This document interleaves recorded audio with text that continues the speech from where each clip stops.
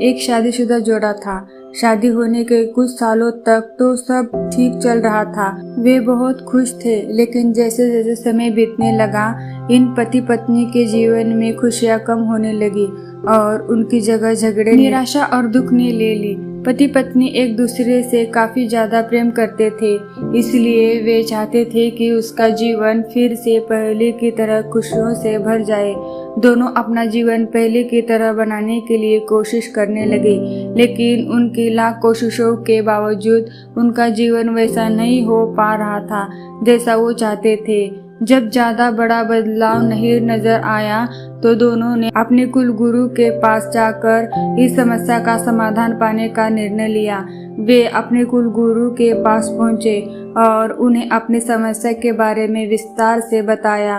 उनकी बात अच्छे से सुनने और समझने के बाद कुल गुरु ने उन्हें एक उपाय बताते हुए कहा कि अगर आप दोनों किसी ऐसे जोड़े को खोज लेते हो जो संपूर्ण रूप से खुश है, तो उसके कपड़े का एक टुकड़ा ले लेना। बस उसी दिन से आपका जीवन बदल जाएगा और आपको वैसा जीवन मिलेगा जैसा आप चाहते हैं। पति पत्नी इस उपाय को सुनकर खुश हो गए। उन्हें लगा ये अच्छा है, क्योंकि उन्हें ऐसे जोड़े को तलाश करने में ज्यादा समय नहीं लगेगा जो पूरी तरह खुश हो, और साथ ही साथ उन्हें थोड़ा घूमने का भी मौका मिल जाएगा। इस जोड़े ने सोचा सबसे ज्यादा खुशी जोड़ा वही हो सकता है जिसके पास धन धान्य की कमी ना हो। इसलिए उन्होंने सबसे पहले अपने राजा और रानी को मिलकर उनसे पूछना बेहतर समझा, क्या वो संपूर्ण रूप से भी खुश है या नहीं। दोनों ने किसी तरह राजा और रानी को एक बार उनसे मिलने के लिए राजी कर लिया। जब ये दोनों राजा रानी को मिलने गए तो उसका काफी अच्छे से स्वागत किया गया और खाने पीने को भी अच्छे से अच्छा खाना खिलाया गया। वे दोनों राजा रानी के साथ में बैठे थे। तब मौका देखकर उन्होंने राजा रानी से पूछ लिया कि क्या वो अपने जीवन में खुश है। राजा रानी दोनों ने कहा हाँ बिल्कुल, वे दोनों जीवन में खुश है। राजा रानी का जवाब सुनकर जोड़े को खुशी हुई, लेकिन फिर भी उन्होंने आगे बढ़कर पूछा, क्या आप दोनों पूरी तरह से खुश हो। ये सवाल सुनकर राजा रानी के चेहरे पर थोड़ी सी उदासी छा गई। राजा ने कहा, हालांकि भगवान ने हमें जीवन में हर वह वस्तु दी है जिसकी जरूरत होती है, या यूं कहूँ कि जरूरत से ज्यादा दी है, लेकिन एक संतान सुख अब तक हमें नसीब नहीं हुआ। राजा का जवाब सुनकर जोड़े को पता चल गया कि वे संपूर्णतः सुखी नहीं है। उन्होंने अपना सफर आगे जारी रखा।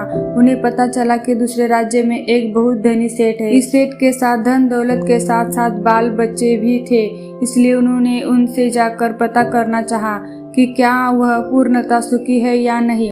उनके घर पर 1-2 दिन रहने के बाद यही सवाल उनसे पूछने पर सेठ और सेठानियन का कहना था कि सब कुछ होते हुए भी वह पूर्ण रूप से सुखी नहीं है, क्योंकि उनके 4-5 बच्चों को संभालने में उनका पूरा वक्त चला जाता है और उन्हें अपने जीवन में बाकी सुख भोगने के लिए समय ही नहीं बचता। पति पत्नी का जोड़ा वह से भी निराश होकर निकला। अपने जान पहचान और अनजाने कई लोगों से मिले, पर अंत में उन्हें यही पता चला कि सबके जीवन में कोई ना कोई ऐसी कुछ तो कमियां हैं जिनकी वजह से वो अपने आप को पूर्णतः सुखी नहीं समझते थे। अंत में पति पत्नी एक किसान दाम्पत्य से मिले जो दोपहर में खेत में काम करने के बाद खाना खाने के लिए बैठे थे। उनके चेहरे पे जो बेफिक्री और शांति उन्होंने देखी वो पहले किसी के चेहरे में नहीं देखी थी।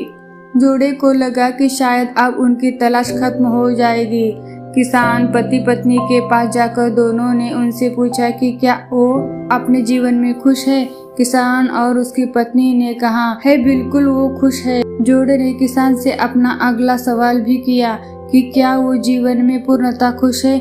किसान ने मुस्कुराते हुए कहा बिल्कुल, सुखी होने के लिए उसके पास कोई कारण ही नहीं है।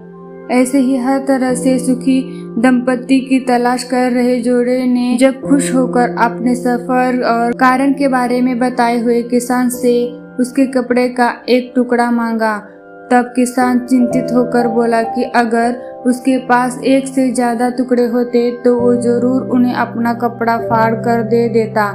इसका यह मतलब था कि किसान भी पूरी तरह से खुश नहीं था।